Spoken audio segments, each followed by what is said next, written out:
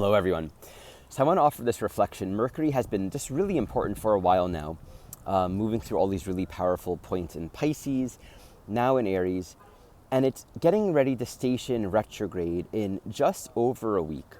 This retrograde is happening right next to Venus that also just stationed retrograde. Mercury's going to go retrograde and kind of accompany Venus for the next few weeks. So think of Mercury as the messenger. And Mercury has this great capacity, both mythologically, but also just in our own lives, to enter anywhere. It reflects the capacity of the mind to literally think of anything. So thresholds of perception and learning open up for us when we adopt this infinitely mutable quality of thought, to ask the right questions, to think, to see the right perspectives. There's a way into every dilemma, every question, every field of learning, if we know how to be available for the learning experience. So fundamentally, of course, in general, Mercury stationing retrograde and this last week cusp is this pressure building, the questions, the content, the things that we're wanting to see more clearly, the work that we're editing, the conversations we're having. We're entering into a ceremony field. But this is extra meaningful. There's just so much evolutionary potency and meaning, power in this Mercury retrograde. Being that it's stationing along with Venus, wherever this Venus retrograde journey, and see my recent videos on Venus retrograde, including tuning to what house it's moving through in your own chart, wherever this Venus retrograde is moving, you can think of Mercury as being this essentially one is where we don't have the answers. There are going to be a lot of loose ends, a lot of questions, a lot of, I don't quite know how to see this. I don't quite know how to put this all together. It definitely says that too, don't jump to conclusions. Whatever area this is happening in, this retrogradation, both Mercury and Venus moving towards the sun, moving into their own underworld phase, moving back into Pisces, there's so much deep spiritual revelation and growth of insight and perspective. So this is not a time for the next few weeks really to be jumping on absolute certain conclusions. It is a time for conversation and learning and experience, right? And then 3, we can just appreciate that this journey is going to expand our perception of reality in a significant way. Because look to see where both Mercury and Venus are moving. First, they move through this eclipse portal, which is something else to speak about. But as we know, a lot of energy moves in and out through these eclipse energies. They're portals through which a lot of karmic dynamics really emerge during this time. So they're both conjunct these 2 upcoming eclipses over the next few weeks. So we can imagine there's a lot of healing of the past, bringing awareness to the content that's wanting to emerge right now. Wherever that late Pisces, early Aries is in our chart, that's where an immense amount of healing and resolution is in fact happening. So we can allow that to be a learning process. But Mercury is going to station direct along with Venus right there at the last several degrees of Pisces next to Saturn. And this is very important. Because Saturn is also going through a very strong transformative phase, right? Saturn, to any time a planet joins the sun, especially if it's a visible planet, Saturn's the official last visible planet, it moves into this phase where it's no longer seen, that it's either going to move from being a morning star to an evening star or an evening star to a morning star. The whole energetic reality of that planet shifts and goes through a natural transformative process. So this is happening with Saturn, it's happening with Mercury, it's happening with Venus. The sun is sort of actualizing and giving a lot of energy and attention to these greater evolutionary themes.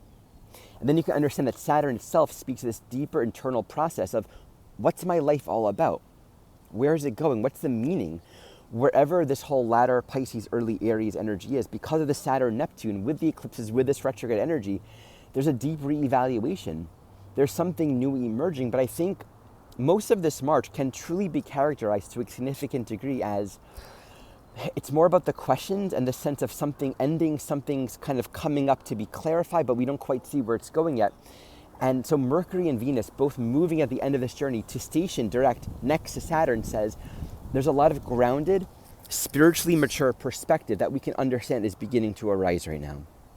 This is a time to be available for the journey, to be open to the learning.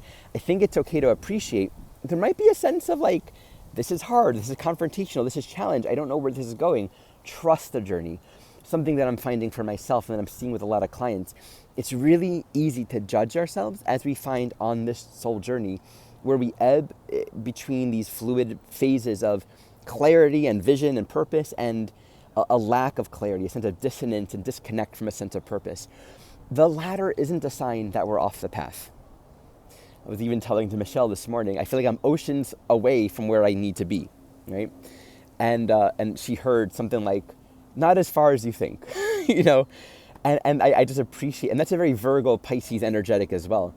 We can feel that we're far from the clarity and the vision, the purpose that we want, but oftentimes these periods of confusion or lacking in perspective or feeling far from the clarity of mind are necessary requisites for the next phase of learning that we really wouldn't be available for if we didn't allow ourselves to kind of get into this disorganized place where what we knew is no longer good enough, right? The threshold of the knowledge in our intellectual framework of reality has to cyclically reach a point of insufficiency and not being enough so that we can really become available for a new experience, something that we haven't seen, new thoughts that we haven't thought, a perceptual reality that we haven't yet come across.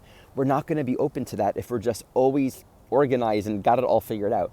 Similar to what I shared in my last video relative to Venus, that disunity and disharmony is often a requisite for an eventual harmony and unity. We have to allow all the discomfort of where we're not in alignment, where we're not in resonance, to come into full light of awareness.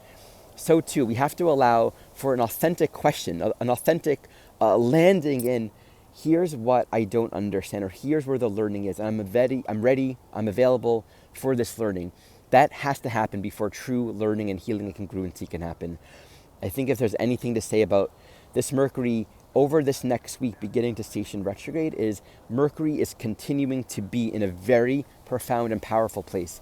Being the quickest moving planet in this whole stellium, the Saturn, North Node, Neptune, Venus journey, being the quickest moving energy, again, we can really appreciate that Mercury is sort of weaving out. It's saying, here are all these different parts of our life. Here's this theme and this relationship and this project and this dynamic.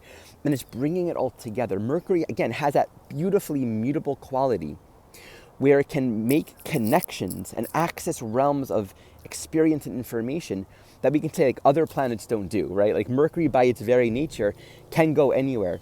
So let's just appreciate that there's a thread of synthesis and congruency that this Mercury wants to weave.